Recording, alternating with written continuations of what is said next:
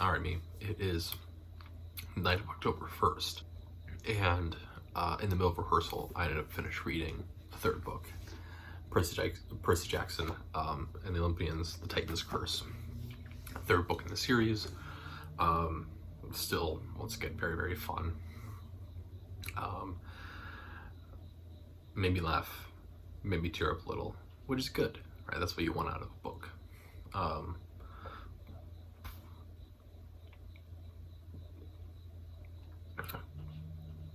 Read this a little bit more segmented than usual than the other ones, but still did finish it in one day. Once again, very, very easy read. It's not meant to be a hard read.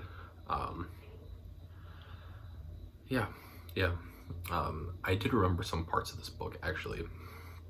The problem is, I thought these were actually all part of the, or at least some of these parts were part of the second series, the follow-up series, the Lost Heroes series, and not part of this first one. So who knows what happens in the second series, and who knows what happens from here, because clearly I'm not remembering everything all that well. What I did remember was, I remember the dam scene, and it's something, this is something that I reference every once in a while, and people can be confused looks, even if they know Percy Jackson, but it is, I think, one of the more fun scenes. It's in a series that is lighthearted, but is also very much like a, not necessarily childish, but is like action with quips, and like very James Bond-esque in that sense. Having kind of like this, page and a half that's just like, yeah, this is something that, 13 to 14-year-olds would do. Of making a joke about a word or a phrase that like one of their friends just doesn't get, usually because they were raised, in a very different way or in a very sheltered way, and then just repeating these same things. So, I felt that was a great moment of levity, but also a pretty realistic scene, something that I would absolutely see within a classroom. So that was great. I remembered the D'Angelo siblings. I didn't remember their whole story, but I did remember that they were children of Hades. I believe, and I'll say this, but I remember them coming from the second series because I think there's like a plot twist where they're not actually children of Hades, they're children of Pluto. And that becomes this whole thing about the Greek versus Roman stuff, which, as I am also reading this, there's a lot of like, it doesn't quite follow the plot, so I feel like that gets more explained within the second series, but that's a story for a different day. And then I remember the Atlas scene, in which there was a point in which Percy and Annabeth both had to, hold up the sky for some brief segment of time, and I remember it kind of being like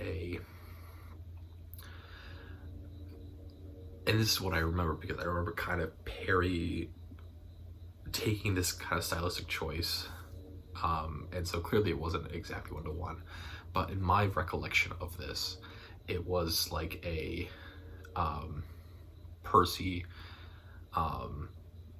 takes on the weight of the world and the weight of the sky, and basically like blacks out and like doesn't remember anything, and so like we get like a chapter from Annabeth, and I thought that's how it kind of worked. That's what I kind of vaguely remember, but I think I'm getting it kind of confused with this storytelling style of the second series, as well as I'm sure that I was reading some other books at the time that were doing that sort of style, because in my fan fiction creation of this when I was in elementary school, I did end up doing that, in which my self-insert character, that everything that had been written from up to that point died, and then I wrote from my friend's perspective, which is, you know, a fun little thing. But yeah, that's all that.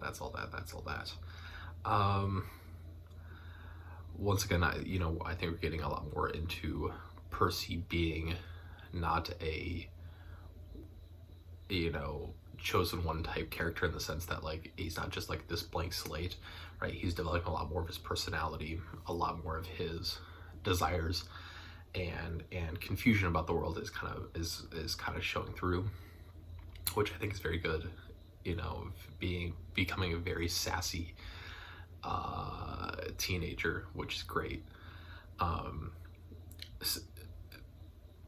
The character choice of making him, because he has not paid attention, but then also is very separated from this world, so then he's always asking questions, makes sense, and really kind of establishes him for both the reader, and allows the reader to then be explained a whole bunch of stuff that they may not understand, but then also, serves a purpose within the world, which is good.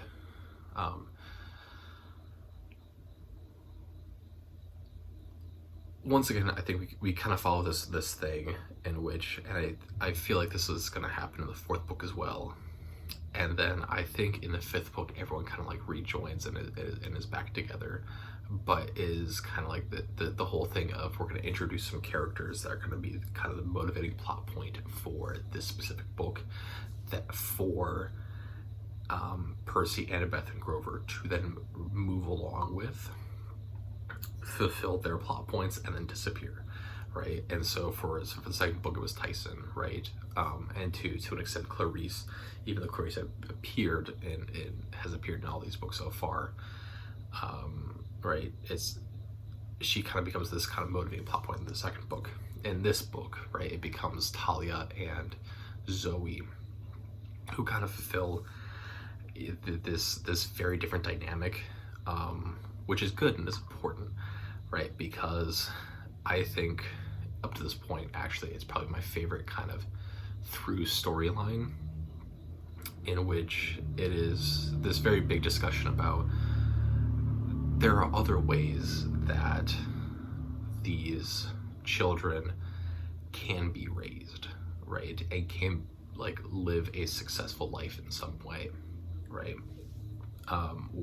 And it really shows this kind of ordeal in which you have a character like Talia, who at base level is very interesting, right? Of where she is viewed initially as kind of this huge protector, but then as you get to know the people that were working with her as she was getting to camp, was that she was offended by the fact that she was abandoned by her father Zeus, and then the different viewpoints of people that then have seen her once she was this protector of camp. Sorry, my sibling's cat, who they have brought along, is trying to get underneath my door. But as working as this protector of camp, is either a blessing by her father, a curse by her father, right, and being used as a tool by her father. And so, right, it becomes this kind of fascinating dynamic that really gets explored a lot more.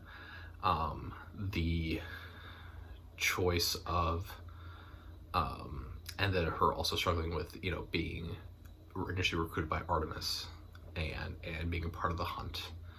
And she initially turns it down because of her love for Luke.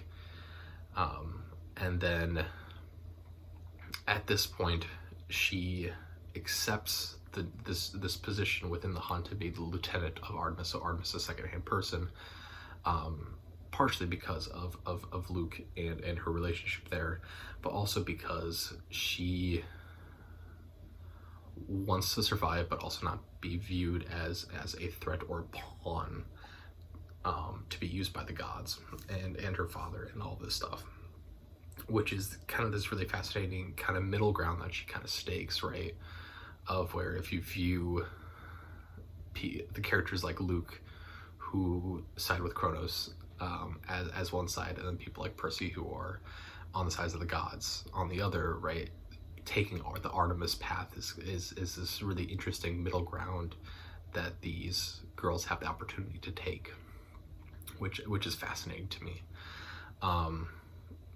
especially when you compare a lot of these key points that occurred throughout the book, in which she very much wanted to be in power and be in charge and have control over things, because she was so strong, right? So I think that's I think a very interesting character, especially to be explored really within just one book, for the most part, right? We've heard smatterings throughout the first 2 books, but this being the first really big one that we can actually get to explore that character is very nice. Once again, my favorite character in Annabeth is still by far a very interesting character. Obviously there's not a lot to be expressed here because she wasn't a huge part of the book in terms of like the main action that was occurring, but rather, right, this, especially being viewed by Percy, of where she has this inherent love and desire for this person that she once thought she knew, and is willing to take huge risks for those things, and for this one person in Luke, and this struggle of being a teenager and not quite knowing exactly where you fit in, and then also having all this other stuff thrust upon you, is fascinating, right? And this girl that has been up to this point been portrayed as being so wise and so smart, and the most intelligent of all of the group that we've seen, is right, her downfall, her hero's curse, her Achilles heel, is the fact that she believes that she can do anything, right? Which is a great thing to have, but then also causes her to do something incredibly stupid, and seemingly out of character, which then sets off in motion so many of the events that happen here, right? Yeah, and then Zoe as a character is once again, I think, very interesting. Even though we only get to see her in this very light moment, it is kind of this, I guess, prime example of the people that get kind of placed into the hunt and are chosen by Artemis and things. It's a little bit of an OC character that's kind of put into this to make some of this work, but it's still a lot of fun, and she's still a very, very fantastic character. Yeah. Let's see. I also like this book a lot because it does something that I've been kind of waiting for up to this point, which is where we get to see some of the ramifications of the choices, right? It's not just people get to be healed, or we didn't win this battle type of deal, right? We get to see some actual consequences for some of the decisions or non-decisions that get made, right? Specifically at the end with Nico, in which, right, this is a character that has been entirely reliant on his older sibling up to this point. His older sibling invests themselves in, Bianca invests herself into something that he cannot be a part of, which is the hunt, and then dies on our quest, right, or disappears on our quest, right? And so now you have this very, very powerful child, who is very young, and the only people that have an idea of the truth of who he is, or any of this, are the people that he hates the most, right? And so it's a very, very fun wrinkle into all of this, but it's also like the first time we really get to see some of these ramifications of some of these actions and choices that get made, that don't just get resolved at the end of the book, right?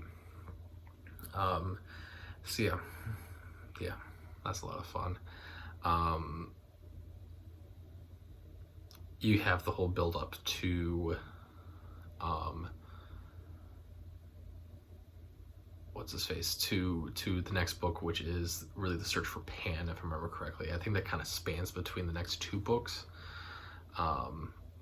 But that Grover's whole side plot, is finally really coming to fruition here, which is great. You have this kind of weird interaction that occurs at the Hoover Dam with, I don't remember the girl's name, but the girl that can see through the mist and helps Percy out. I don't remember exactly how that comes into play, but it's something that I remember comes up later at some point, because they do make a point to say her name multiple times. Rick Riordan does, so I'm pretty sure she comes up at a later point, if not in this series, then in the other series. She's like some important person there.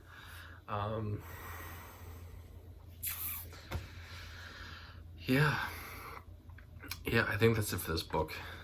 A lot of fun. All right, there's a lot of decisions here that obviously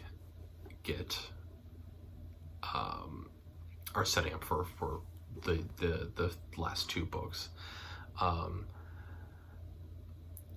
think in terms of like middle of the series, right, in which I've discussed this with some other series I've read, but also is like movie series and like TV series and whatnot, that where like the middle just kind of drags sometimes, or like it feels unimportant because it is a lot of, oh, we go on this quest and then everything gets resolved, and then we get some hinting about what's going to happen next, right? This versus this, right? This is, I think, a very, very strong middle piece because it does set up a lot of stuff that is going to be followed through on, right? It's not just a one and done type deal. But yeah, I think that's all my thoughts on this book.